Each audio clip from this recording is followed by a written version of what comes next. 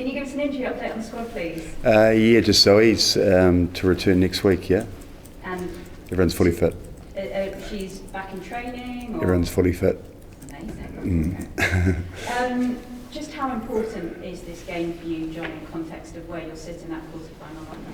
Yeah, for us it's a great opportunity to build on what we've already established. We're looking for a stronger performance. Australia have definitely improved since the last time that we played them, but also it'll be very interesting to see whether they choose to kick or choose to run, because I think they have to play, which is going to be a great opportunity for us.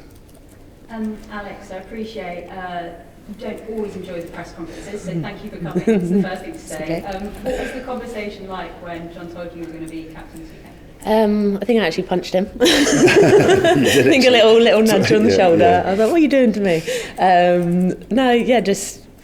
Just said nothing changes. Been through this against USA over in Canada, so it's like we rehearsed it.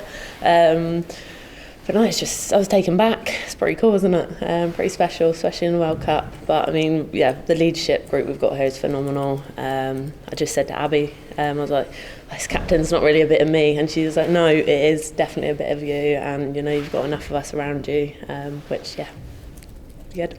And just on that, taking on Australia, how do you rate them as a side? Because clearly they're growing now, they've got that next World Cup. I was pleasantly surprised with them the last time we played, and especially with Yappy at the top. I knew they're gonna make great strides, especially in time for this World Cup.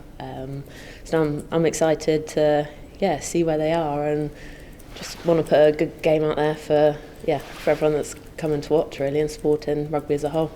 And just lastly from me, if I could ask both of you, starting with you, John, Jess brings up her 50th. What would you like to say about her career so far? Yeah, Jess has got a unique way of playing the game. She's got raw speed. She only needs a small amount of space and she'll burn you. So she's got those qualities, which has been demonstrated the way that she finishes. But I think the things that you don't see is she brings a lot of people together within the group as well. She's fun to have within the group, so she gets a really good balance between the on and off, and that's what makes her so special. Jess is majestic, I think, in all aspects, on and off the pitch. Her ability to take people one-on-one. Like Mitch touched on, she's phenomenal for this group, especially sort of the younger girls that come in. She almost instantly gravitates towards them, puts an arm around them, makes sure they're okay and involved with everything. She's just, a massive carer, got a heart of gold. Yeah. Hi, John. Hi. Could you talk us through your thinking of appointing Alex as captain instead of Meg? Yeah, well, Meg's a brilliant vice captain. So there's no rights to captaincy because you're vice captain. So simple as that. You've got one of the best number 8s in the world, arguably, and she's demonstrated excellence for a long period of time. And I love leaders that other players can follow through their actions. And Alex, how have you found this tournament so far?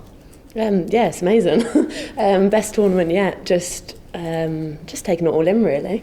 I actually really enjoyed being in the stands against Samoa. I think witnessing their friends and family, seeing how much it meant to them. I almost wanted to go be in their group and be a part of it. But no, I think just seeing how rugby affects everyone as a whole, I think for me is my big takeaway so far. And then looking forward to getting more stuck into the rugby as we go into the next few weeks. John, we now past the point of rotation. Is it now you are going to pick your best side for every game through the rest of the tournament once you get into what is essentially knockout rugby now? I think we will still be tactically thinking where we can get advantages. But everything is basically an end point from this point onwards, isn't it? So it's not about making wholesale changes. It's about cohesion. It's about belief that's been built. There's 2.5-3 years of experience within this group, so you've got to at some point put your stamp on it, don't you? How much of a boost is it to have Hson back and fully fit and ready to go, given she's not featured yet, but she she gives you, I guess, a lot of different options in that midfield. Yeah, she was in really good nick, physically and mentally, before she had her ankle injury. She definitely brings flow to attack. She hunts weakness really, really well. It's really good to see that she's got through a really tough week of training last week. In her own mind, I think she thought she was ready, but I held her back for a little bit longer, and it's really good that she's got to this point. So now we've got 3 healthy fly halves, haven't we, after the performance of Helena last week. And Alex, you touched on Yappy, Jo Yapp. Can you articulate why she is so well liked by the players she coaches? It seems wherever she goes, wherever she's been through her career at under 20s, at Worcester, now in Australia, she's built a special spirit in those squads. I think Yappy's all about the human, all about the person, which I think a few years ago it was quite new to the game. And I think the cultures she creates, the amount of work she'll put in behind for the girls, when she generally cares for you. Look at Worcester and the journey they went through.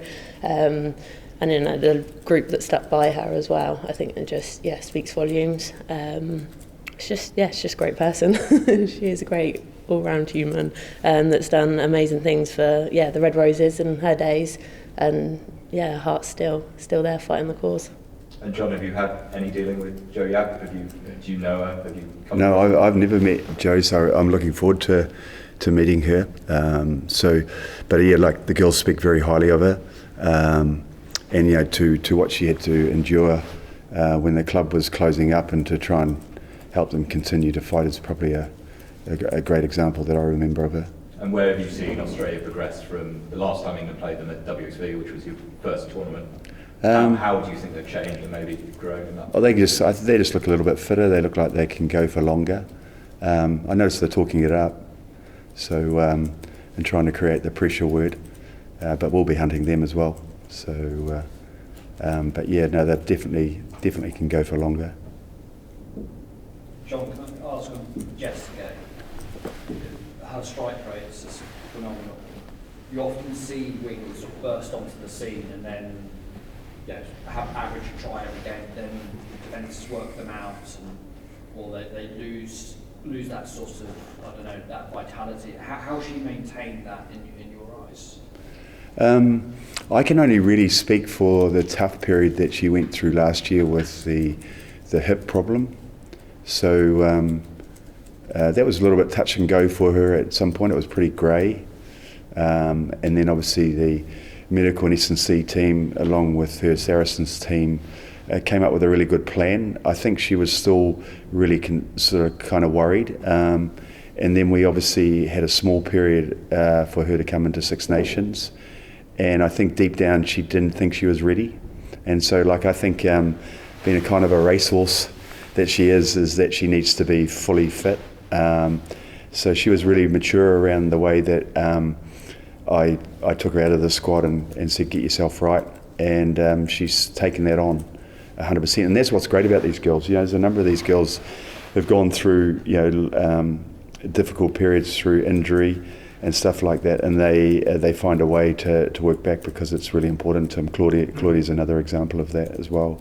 So I think that's probably the example for me that sort of just shows how much she's driven and how much she believes in herself.